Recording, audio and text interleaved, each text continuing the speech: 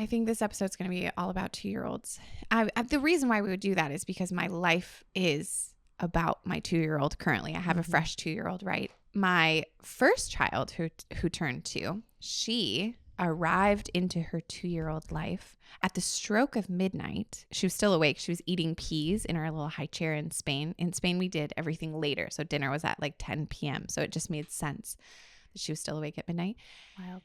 Midnight happened. We were like, oh my gosh, she's 2. And for whatever reason, there was no warning. Eloise was eating her peas and she just stops and takes her plate of peas and flips them as if we're inside of a movie.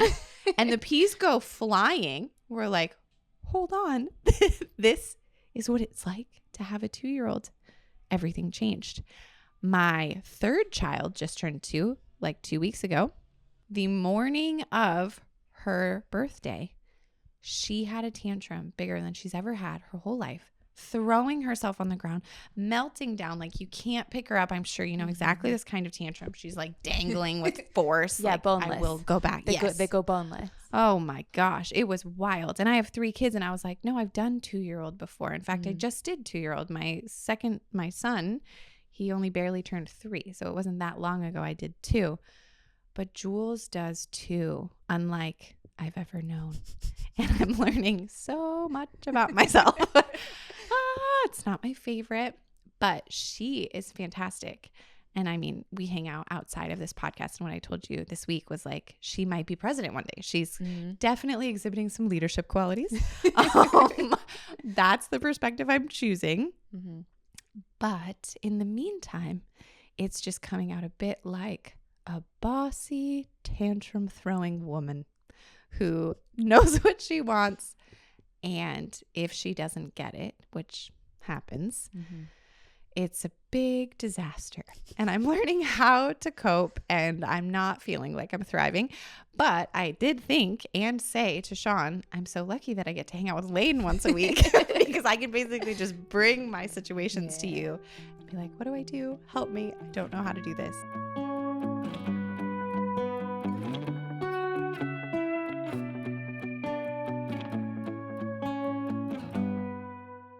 Hey everybody, welcome. My name is Jessica Hover. I'm Layne Dealing-Churland, and this is Very Good Enough, a podcast from Very Good Mothers Club. And we're so excited you're here. Okay, my friend, I have to tell you about a tantrum that happened this week. I cannot Because wait. while it was happening, I was like, no, but I really don't know what to do. And I really feel escalated. And I'm thinking your words, like an escalated parent cannot de-escalate an escalated toddler. Crushed it. Right? Crushed it. Basically, when you're feeling like this and they're feeling like this. Oh yeah, if you're just listening audio wise, you can't see what I'm doing with my body, but you get it. You know the feeling. You know. Yeah. Okay, so Jules, she wanted to wear a robe after the bath. So I gave her the robe.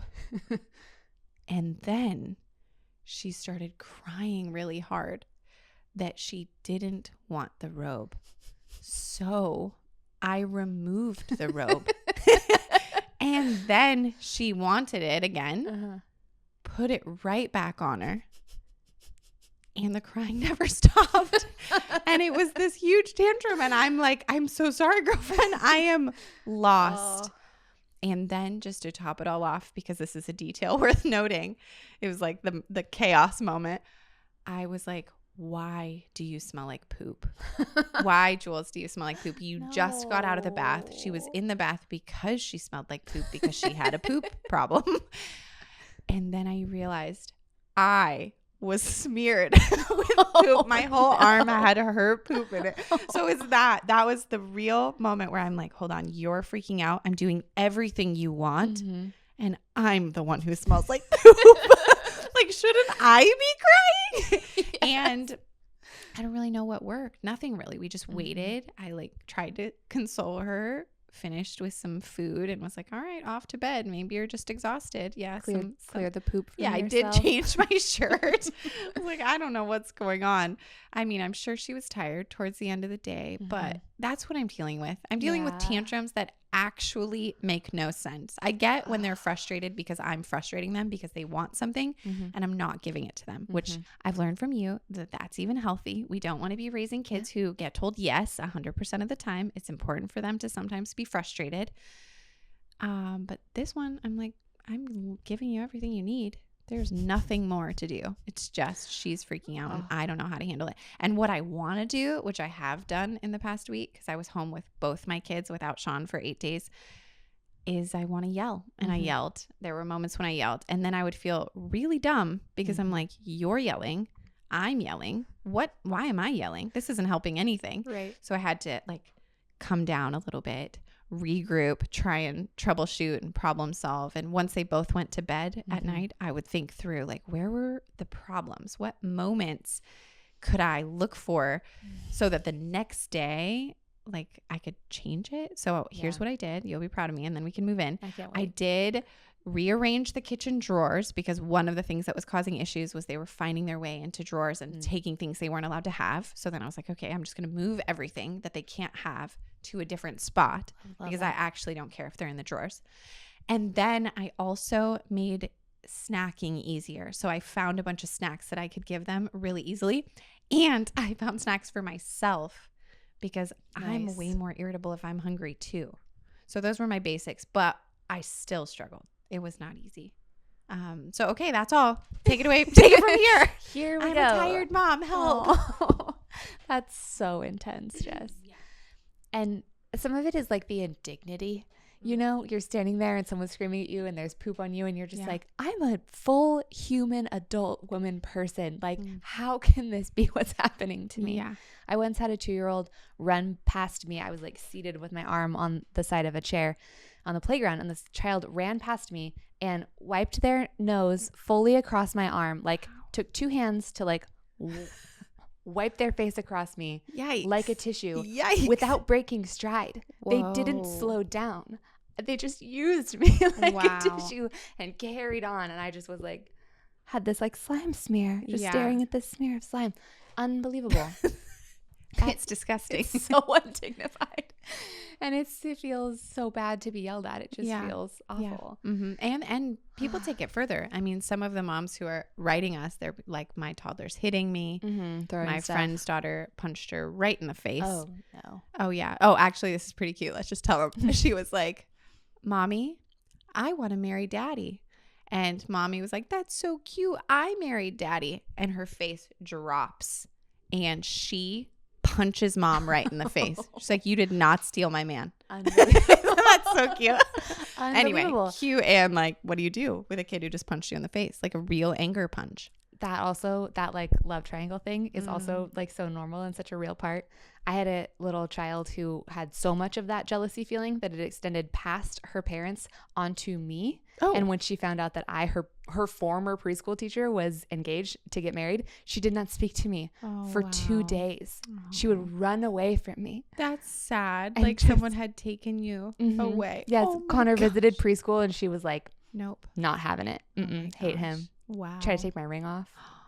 Oh my gosh, that's really sweet and sad. Okay, there's a lot to unpack here. That's just like a lovely little aside. Yeah. We're not going down that rabbit hole. Yeah. Oh, the thing of turning to and flipping over your peas is so real and so specific. And I spend a lot of time being like, milestones are flexible. Everybody's brain develops at its own pace. Like it's literally just like your body is growing and with it, your soul and self and person. And don't, they're like helpful-ish and don't worry about it. When you turn 2, it's like on the day. It's like one of the only things. And I don't know why. It's a mystery. It seems almost spiritual. Yeah, it's wild. And there is a sleep regression that sometimes comes with turning 2. So I find that, I mean, definitely for me, that was real. And I looked it up and it's a real thing. It's like they're developing so much that they will either start fighting naps or they wake up a lot in the night or they don't want to go to bed at night. They maybe were sleeping good and then suddenly they don't. So you've got a child who's developing so much and they're underslept for a few days, maybe a couple weeks. Oh my gosh. It's wild. It's a lot for you to deal with. It's a lot for them to deal with. This is like a big old new, like they're waking up to a whole new world, whole new self, whole new existence. Yeah. I kind of think about it like actually that Pixar movie from a few years ago, Inside Out. Did you see that one? They did such a good job of, it's like from the perspective of being inside of a little child's brain, and all the characters are emotions. And as the child grows up, there's basically like a big old switchboard, and when they're little, there's just like one big button that the emotions all push. But as she grows, the switchboard becomes infinitely more complex. By the time she's like 12, it's like knobs and levers. There's like hundreds of them everywhere.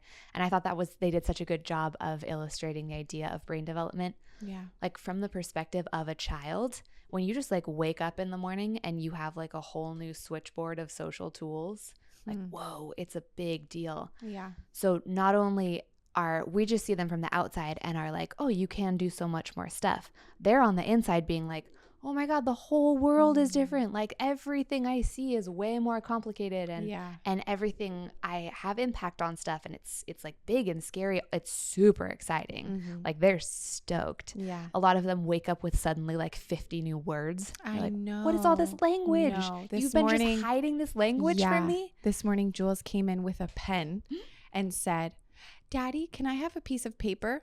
The full sentence. And we were like, what? It was as if Eloise had just asked it, which I think she just learned the sentence from Eloise.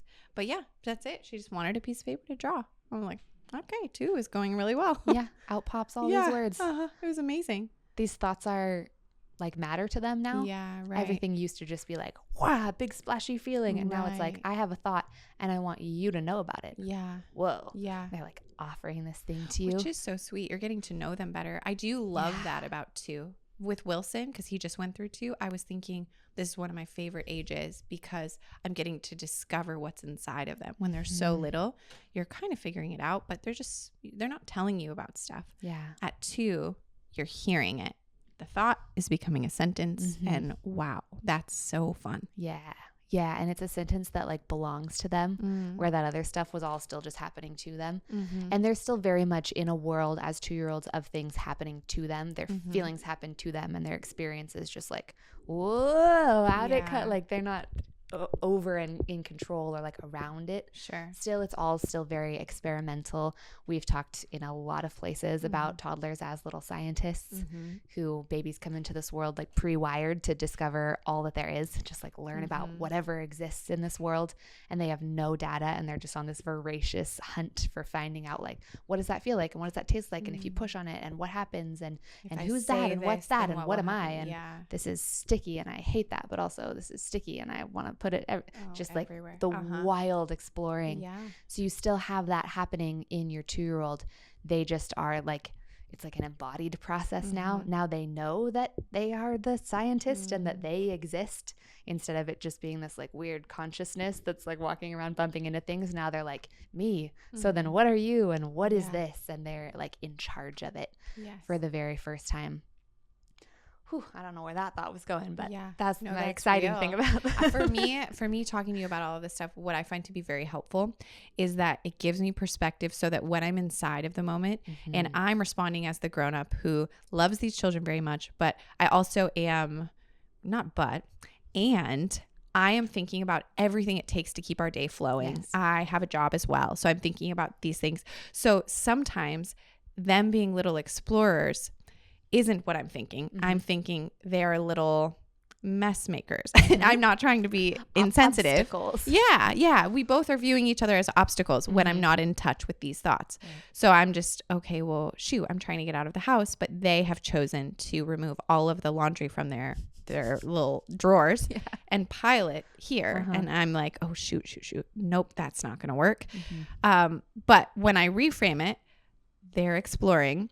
Even if I still am saying, no, guys, that's not what we do with our clothes, there's like a compassion that takes over, or an understanding, a patience that's a lot easier to tap into when I'm understanding what is going on in their world versus me, my agenda, these little guys, the way they slow my agenda down. Even this week when I had the 2 of them by myself, one of the things I was realizing again is how slow toddlers walk. Oh, gosh. I'm like, okay, we just have to get from the park to the car. That's really all. It shouldn't take too long. Not very far. It's amazing how long it takes. Yeah.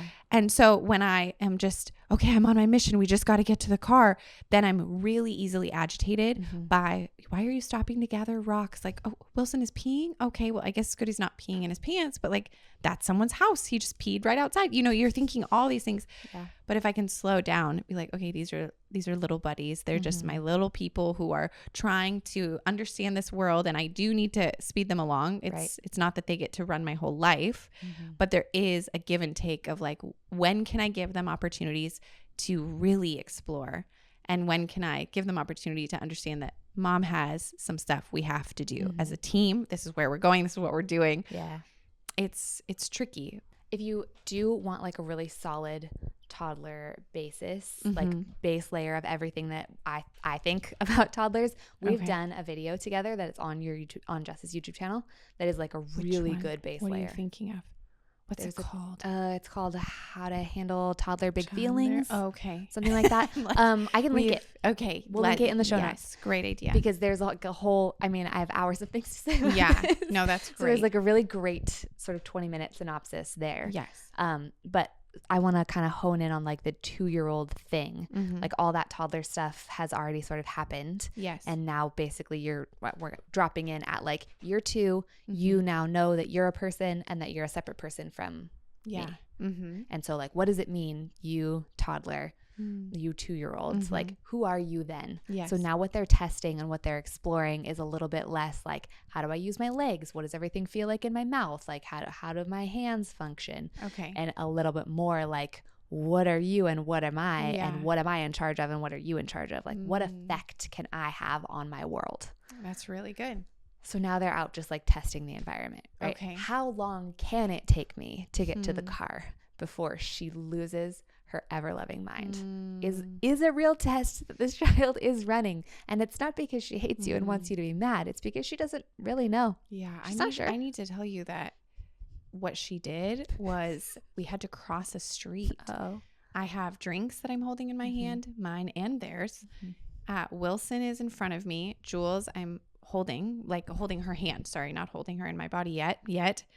And as we are walking, she plops down in the middle of the street. Oh, no. Wilson is now walking by himself. So I've got 3-year-old up ahead of me, which to me, I'm like, this is actually terrifying because cars can just turn right, you know, and he's just a little guy. Yeah. So I'm freaking out. I'm like, Wilson, come back. Jules, come on. And she's just sitting like, what's exactly the explorer that you're describing? Like, what will happen if I sit here? And why is this the most exciting place for me to be? I've never sat in the middle of the road before. So I like quick scoop her up, spilling the drinks, which just adds to the drama and the escalation in my body. Wilson ends up running back. So we don't cross the street. We go back to the side that we started. And I'm like waving the cars like, we'll try next time. It's like, you go. I don't care. I'm not going to get to my car today. It's fine. Wow. And it is helpful to know what's going on in their mind. It's also appropriate and helpful, I guess, for parents to like have some tools in our minds. I'm thinking like, what do we do in moments like that? Obviously, you can't predict every moment that your kid is going to do something really crazy. But if you can help us, Layne, to know like, what do we do? What do we think about? Even if you have any things we're supposed to say or I don't know, really spell it out as much as possible. Because I'm thinking so many of us, when we're inside it day to day, our mind is like, we just survived this. Yeah. But when I talk to you, when I hang out with you outside of this, you connect adulthood to toddlerhood. So you've said, even this week, we were talking about a situation with a woman in her mid-30s, and you were like, oh, interesting. You can actually trace that behavior back to your toddler years. And if you have this experience, then that is what happens. And when you say stuff like that, it reminds me that the work I'm doing, raising toddlers, is not just surviving days and cleaning messes and trying not to yell. It's building something really beautiful and healthy and important in them and in our dynamic as a family. Yeah. So what do you think? This is a lot. I know. It's a lot, and it's so fun. It's so fun for me. I was you were telling me a little bit before the podcast about some of these fights, and I was like feeling tingly, like, oh, I wish I could get in there. It's been it's been a while. You know where I live. I'll just come over and have the fights. You'll be like, and my champion is, and we'll go into the arena. Exactly. I almost would declare the idea of shared power as like the theme of the 2-year-old year. Okay. Like, what is this child learning this year? And it's like how power functions. Okay. So ultimately, Jules is going to grow up. She's going to turn 18. She's going to be given 100% freedom and power over her whole own life. She can make whatever choices she'd like in the eyes of society. And at that point, we're hoping that she has practiced using choices, using her freedom, using power in like age appropriate ways throughout her life, so that when she gets there, she's like, oh, thank you. Yes, that does belong to me. And I somewhat know what to do with it. You know, then young adulthood happens. But sure. Yeah. As opposed to a child who has either never been allowed to use any of their own power. And so now they get out into the world and are like, or a child who has always had sort of all the power, and that person too then is uninhibited and scared kind of in their own way of like, well, there's nothing out in here to protect me anyways, and there never has been. And each of those young people is like not as embodied or powerful. Like their power doesn't live inside their body in the way that we would optimally hope for. Sure. So you've got these 2-year-olds and they're like, give me power. But then if you do, they're like, I hate it. There's too many choices. I don't know what to do. And so you're kind of on this like swinging spectrum with them all the time, where like there's a microcosm of that every minute of like, they're like, give me the power. I hate it. Put my robe on. No, I didn't like it. Yeah. I want something is what she's saying. I want something. That's actually a thing they say, right? Yes. There was a child in my classroom who was like just the most charming little person in the world. And when he got into that state, he'd sit there and cry and he'd be like, I need something. We'd be like, what do you need, buddy? Something. Just like that feeling of something's not right. Yeah, but I don't know what it is. I don't know what it is. So the frustrating but hopefully useful answer is that like actually a lot of tantrum prevention and a lot of that kind of stuff happens in the before. Okay. So knowing like you are going to get up tomorrow and Jules is going to want something. Yeah. She's not going to know what that something is. She's 2. Yeah. And her life experiences are minimal. But the feelings are right there, like full size feelings in these little pint-sized tiny bodies. Yes. And so knowing like I got this person who I'm trying to train toward this thing, which is you do have power over some parts of your life. Let me think about places in her life tomorrow where she can have power. And also, you are not in charge here. Actually, I'm in charge here, which is good for you and ultimately feels good for you, child, because you know that you're not supposed to be in charge. That's scary. Yeah. So having a mindset that says like, what are the appropriate ways that I can be letting this child practice power? Yes. So as many choices as are reasonable whenever it's suitable for you. Right. Is really, really helpful. Yeah. Because that's not going to like delete all tantrums by any means. Sure. But it's giving them, it's actually like satisfying the underlying need that they have to be practicing power. Yeah. I think 2-year-olds should have 2 options. Would you like the red cup or the blue? Hey, will you smell these 2 cups for me and tell me which cup you think smells better? Does the blue cup smell good or does the red cup smell good? It's all the smells. So everything's the same. 2 options that are both good for you. Okay. The adult. Okay. Right? The idea kind of being like, I'm going to let you know where this journey is going. And here are all the ways that you get to be in charge along the way. We are going to the grocery store. Yeah. Would you like to bring this with you or this with you? Yeah. In the car, would you like to listen to a story or would you like to talk about your day? Yeah. Like anywhere that you can weave in, like, I'm in charge of the direction. Yes. It is my agenda because I'm the only one here with perspective. Sure. Along the way, how would you like to carry your shoes or put your shoes on? Okay. All those little things that are convenient for you. Perfect. I've been thinking about the 2 options things. I'm lucky because I have you even not on the podcast. So I already had that in my head this week. Sometimes I would offer her 2 choices of clothes to wear and she prefers nudity above all else. Yeah. So I would just force an outfit upon her. is there something I'm missing there? Because I mean, sometimes if she's really feeling jovial, like super happy, maybe she'd pick clothes, but mostly she never wants clothes. Is it okay to just force once they have declined? I think it is. I think that's, I guess what I would say is I think that's up to you. Okay. There are people who are like, it feels really bad to me to like do anything forcible over a child's body. And I can respect that value as well. Yeah. Obviously it feels terrible. Yeah. But there are people for whom they're like, her bodily autonomy is the most important thing to me. Okay. I kind of think for myself, she's two, and it's cold. And that's the thing. So then I wonder if those people would leave with the child only in their diaper, and then when they get cold, I think maybe that's gentle parenting. I'm comfortable with that as well. If you're cool with her being naked outside, then you can be like, no problem, I'm gonna bring some clothes, let me know. Yeah, okay, great. I'm gonna pick an outfit and we're headed outside. When you want to put clothes on because it's gonna be chilly, I'll be right here for you. Yeah. And then she'll cry about being cold. Yeah, that's true. And then she can put the clothes on and you can be there for it. So it does depend. The levers to move do depend on your comfort level, style. Yeah. I would love to hear from you guys in the comments if you have situations like that where you offer two things and your child doesn't want either of them. What do you do? Just tell us. We would love to see. Yeah. Yes. I always want to be putting the frustration or like the inconvenience when I can back into the lap of the child. Okay. Saying like, I've laid out some really good choices for you. This is how my family and my day is going today.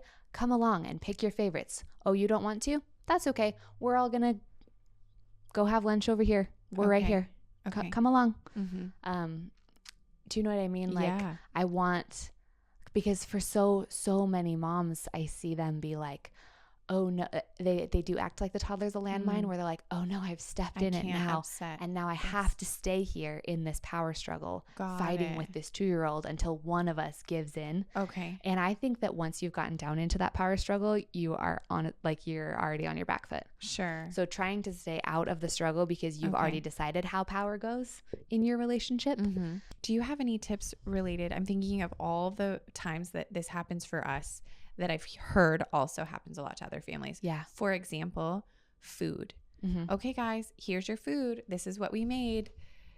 You can eat this. And then like, okay, I don't like this. Okay, well, we have one other option. It's the bowl of fruit here on the table. You can have that. No, I don't want that. Is there a right way to handle something like that? I mean, I'm sure that everybody has different opinions on it, but for you, what do you do? What would you recommend? I think it's really specific to the child and really specific to the family. Okay. Food is such an easy way for children to grasp onto some control.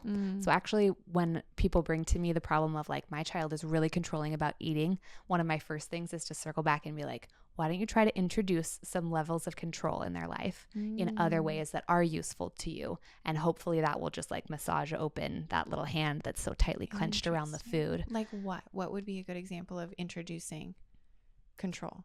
Like the 2 options. Okay. In other ways. Okay. Just in other areas of your life and your dynamic with them. Okay. Like where are some places that you can demonstrate, like they can really see you handing some power back to them. Okay. Even if it's things like they're dragging around a blanket that you're like, oh, I really didn't want that to get dirty. And she's like, I don't mind it being dirty. Being like, perfect. Okay, great. Okay. Enjoy. Yeah. If that feels good to you, then I'm all right with that. Yeah. When you're done, will you let me know so I can put it up? Because I don't really love it on the floor. Sure. Just like, so you're kind of picking your battles there. Absolutely. But even just like not having them be a battle, like really only choosing the things that are actually very important to you. Okay. Because if you're in a world where you're just like constantly trying to like clip this child to stay inside of like arbitrary rules, it's very unpleasant for you and it's very unpleasant for them. Gosh, it's so everybody exhausting. Feels frustrated all day long. Okay. And there totally are things that they've got to do. Tons of them. Okay. Tons of them. But if you can just like look through your life to prune all the unnecessary instructions, just like even having your own voice stop happening that many times a day can so soothe you. It really and does. Just like calm the dynamic so much, because you can go around just like talking all day at toddlers. Yes. And it's too much for everybody. Yeah, that's right. I even have that perspective now when I bring the kids to the park, because while Sean was gone, we did a lot of out of the house time because it was craziness inside the house. And when I would bring them to the park, I was thinking of you with that idea of like, just let Jules play with whatever she wants to play with. Don't hover, give her like space. This is an opportunity for her to exercise her power here. Yeah. So she could choose the toys. She could choose the ladder she climbs up. I obviously wasn't trying to let her like get super hurt. I also, though, let her do things that scared me a little bit. Learning from my husband in that way. Yeah. But I noticed that after those times, unless she was super tired or super hungry, it filled something in her. Like she was a much happier kid. They were much more relaxed. They slept better later. Yeah. So I don't know. That could be a practical thing. Even if, with the food stuff, I was battling to get them to eat at the table. And so then one of the days this past week, I just put a blanket on the floor in the kitchen, put their food down there. They were both grumpy acting and they were hungry. I knew it. Yeah. But they didn't want to sit at the table. So I was like, all right, we're doing a picnic now. Let's see who can eat the most. And so it was like a competition. It was a picnic on the floor. Perfect. Suddenly they're eating. They're fighting against each other as to who can eat more. But I'm like, this is perfect. I see food going in your mouth. How beautiful. You'll be happy soon. And sure enough, soon they were playing, they were giggling, everything was fine. So it was a moment of like trying to figure out, what do I care about? Do I care about them sitting at the table? Right. Not too much, actually. I'm okay if we need to do some floor picnics just so that they'll eat. Yeah. That was fine. But it's kind of hard to weigh all of these things. You're thinking through so much and trying to guess what has the biggest effect. So there's very little that a 2-year-old has any actual control over. And the only things actually are their bodily functions. There's just eating, sleeping, and going to the bathroom. Okay. So those are the places where they're going to be kind of like the locus of conflict because they do actually have some control over that. You cannot force them to use the bathroom. You cannot force them to sleep unless you're going to do something really horrific. You can't like force them to eat anything. Yeah. So these are going to be like their big opportunities basically. And so the first thing is, again, like looking for ways to include them in the process of those things happening in their life. Okay. Like, how can I meter out to them the appropriate amount of control and power? How would you like to do this? Would you like to do this now or in just a moment, before this or after this? Which of these two things would you like to use? I'm going to make lunch, this one or this one. Like those kinds of things. Which plate do you want? Which plate would you like to use? But again, it's not like pick a plate from the cupboard. Right. It's like, here are two. Which one? Yeah. Yeah, that makes sense. I do like the smell option. Will you smell these plates and tell me which plate smells better? Okay. Great. Okay. It's just like like a little something weird. Yeah. And a little something weird is kind of the next tip is like, if you can do something unexpected, what they want to know is like, what happens in the world? Yeah. So if you're the thing that is interesting and strange and curious and you've added enough intrigue to their life, like putting all the food out on the carpet and being like, go for it, children. Yeah. Like which of you can eat this more food? Yeah. Finding the thing that is meaningful to you for you in that moment. It's like, get some protein in these like sugar crashing children. Yeah. Then everything else doesn't matter. Right. Like that's the only thing that you need. Table manners become unimportant. Everyone eating at the exact same time is not necessarily important. Everyone eating in a particular location or using a fork, like choosing the thing that is valuable to you and saying like, this is what we're going to focus on and let's find a way together to stay out of this terrible circle of power struggle. Okay. Like if we stay above it in a way that can be very silly. I do feel like a little bit of weirdness goes a hugely long way. Oh my gosh. We make things songs. We make things competitions. I'm lucky because there's 3 of them, so they can even kind of think for me. Eloise can come up with something. Nice. But what I wanted to say too, that's helpful for a mom who only has one child, is that kids have way different preferences when it comes to eating. So don't compare your kid to somebody else's kid when it comes to food, because that gets super confusing. It's way easier for me now that I have 3 that I can see. Like Jules, my third, she eats most everything and will eat salad. Just loves it. Nice. Easy. Yeah. I have 2 other kids who would never do that. They're much more picky. And that's helpful because when I had one, I was really concerned. I'm looking at other moms and their kids and like, well, why do they do this? Oh, do they do it because does their kid eat spinach because their mom really feeds a lot of spinach, right? Yeah. But now I have 3 kids. I do the same thing for all of them. And one likes a lot of stuff. The other 2, not so much. So it's just normal that some of that is going to happen, and it's going to be your kid's temperament and preferences. Yeah, pick the part that's really important to you about that and about their nutrition, and then be really flexible about lots of other stuff. Yeah, that's good. Yeah. We have a question. We do. From a mom it's a good question. in our community that's on this exact topic. Yes. this is our friend Anna. I love Anna. She was in our group coaching program for expecting mothers with her second baby, and now he's here. Okay, she said, love watching the podcast.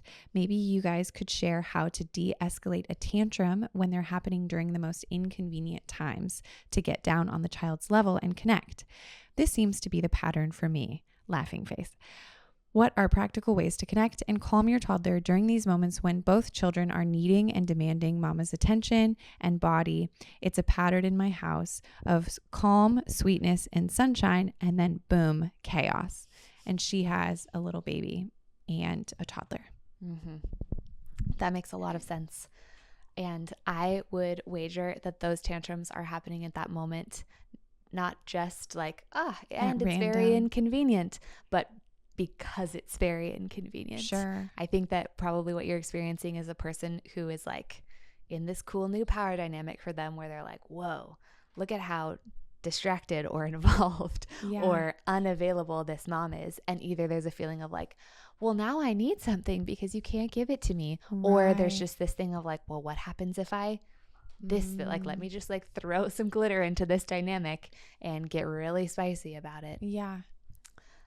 So first of all, I'm so sorry that that's happening. Yeah. That's so tough. That's just a lot to manage, especially with somebody new in your house too. Mm-hmm. And then this little toddler acting in this new way. I would try to notice which times of day that's happening. It's almost definitely at like nap time for the baby, almost definitely when you're making meals, right? These transition moments. So transitions are big for 2-year-olds. Okay. The change from whatever was happening before to whatever is happening next. Even if I like the before thing and I like the after thing, there's just something about those like bridge points in a day that 2-year-olds are really predictably just like, they don't want to shift from the one thing to another. So that's you're getting in the car. That's your someone just came over and now all of a sudden they've freaked out. You were all playing on the floor and it was lovely and now you've stood up to make dinner. Just like any of those change moments, maybe there's going to just be this little spike. Yeah, yeah, makes sense. Yeah, and some of it might just be the feeling of like, the attention was here and now it's there. But if you can anticipate like something, I'm going to shift something in our day here, or I'm going to be unavailable in a moment, and just try to remember, like put a little flag in that for yourself that says, I need to think about something to make sure that this toddler has what she needs while I just quickly go do this thing. Something that acknowledges the transition. Sometimes it's as simple as like, hey, this is what's going to happen next in your day. And it may feel okay to you and it may not feel okay to you. I am going to get up and go make our dinner and I'm going to be right here and I'm going to let you be on the floor. I got you this thing and this thing. Is there anything else you want? Oh, great. I'd love to grab that for you. And then like mean what you say and go ahead and just make dinner. And if she's upset, use your lovely voice to be there next to her while you make dinner, saying, I'm right here next to you. I got you some stuff. Absolutely. What you can do is go grab that thing for yourself. What you can do is come be right next to me if you'd like. Would you like a couple of kisses? Come over here. Yeah. Oh, no, I actually can't come to you right now because I'm making dinner for our family. But if you want to just come right over here, I'm here for you. Yeah. And like really allowing, if it turns into a tantrum, to let it be that. And I'm sorry that the noise is so loud. It's so tough. I have a mom, one of the moms in our calls, she is amazing, a mom of multiple kids. And she said that she'll put in headphones sometimes. The child's there, they're safe. But she said the noise gets too intense in her body where she's like, I'm sorry, you're safe. Everyone's fine. Yeah. In order for me to make dinner and not freak out, there's going to be something else playing in my ears. And I thought that was pretty beautiful, like to know that about yourself and be able to do that. And obviously the kids are safe. Yeah. If that doesn't impair your ability to be there for them and does make your experience a little bit calmer, lovely. What a lovely, like personal adaptation that she has. In moments that are super stressful with the kids, I started playing really calming music in the background. I felt like maybe it would help set the tone for, you know, when you're hearing relaxing music, your body kind of relaxes. So I'm hoping that's happening. And so far it seems fine. I mean, at certain points, if it would get really chaotic, I would just have to turn off any music so that too much noise wasn't making me crazy. But something that tells your children, I know that this is a time where our emotions might get heightened. I actually anticipated that. And this is what I've done. Like that whole, your demeanor in that tells them like, I'm the one in charge of this environment. I've got you. I thought about you. Really, I also thought about me because I'm here too. And I'm a person. So anything you can do like that in anticipation of like a transition's about to happen, or anything that the toddler can be included in that they're not going to destroy. Yeah. You know, I'm going to be making pasta tonight. I'm going to lay out these little pieces of pasta for you. Will you break all of those up for me and make sure that you put them into these little jars? Not that you're going to use that pasta, but that she's doing the same thing that you're doing. Yeah, that's super good. I need to change the baby. Will you be in charge of opening these little tabbies? The Velcro on diapers, the number of tantrums that I've been like, okay, don't be a landmine about the fact that we're going to change you right now. Can you just like stretch this diaper out for me? Open the little tabbies, listen to the way that they crack open. That keeps the toddler involved in an appropriate way in what you're doing, because most of those things are about the having to transition or the feeling excluded or like they've lost attention, which they reasonably have because your attention has to go a lot of places. Yeah, makes sense. But that's probably why that's happening at the worst moments possible, because she can tell that it's going to be the worst moments possible. Yeah. But if you can sort of like be bigger than that situation and kind of show her, I've anticipated that our life is going to take a little shift, and I thought about you in these ways. You're either included or this is what I've provided for you. And then as long as everything is safe, I would not stop what you're doing in order to give attention to the tantrum. Sure. Outside of just like using your calm voice to assure her that you're still around. But if she can like stop you in your tracks every time she throws a tantrum, then that becomes a really useful tool. And we would like a tantrum to be a very not useful tool. Yes. To be an inconvenient way for her to try and get what she wants in life. That's good. That makes sense. And then as always, letting toddlers know what they can do. Because otherwise you're just in this world of like, no.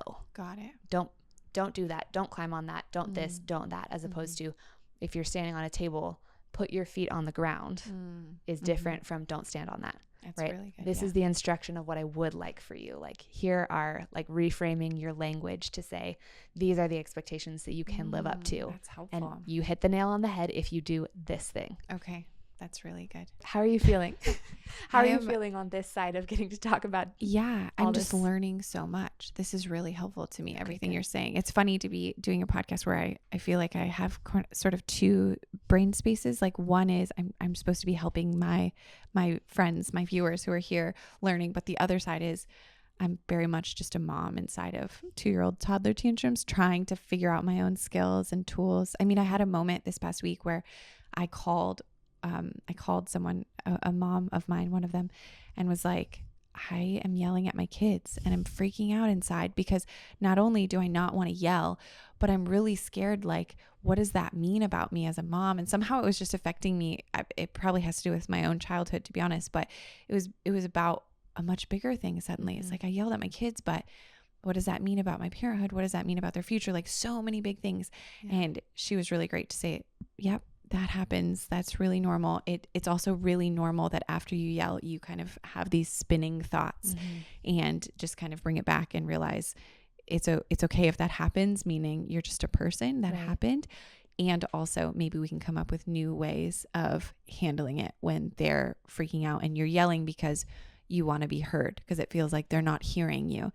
But yelling might not actually be the most effective way to be heard. Maybe separating them and giving each of them individual space or something. Yeah. Anyway, I just feel like this is a very complicated thing. It goes way beyond just you're in tantrum mode and what do you do?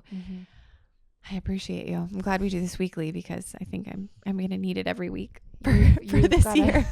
You got a particularly powerful one on your hands. Yeah, I do. And I love the age of 2. I really love it. I think it's so sweet and special, but I've never had a toddler like this one. And she's a delight and I'm so glad I have her. But wow. I'm learning. Yeah. Okay. Well, guys, we are so excited that you're here. Thank you for watching. Please don't forget to subscribe to the channel, like the video. If you are listening to this on Spotify or Apple Music or wherever you get your podcasts, please rate the podcast, right? Rate and review. Rate and review. I'm new here. I'm still trying to remember what we say about podcasts. It just helps people find us. Awesome. Thank you guys so much and we'll see you soon. Bye. Bye.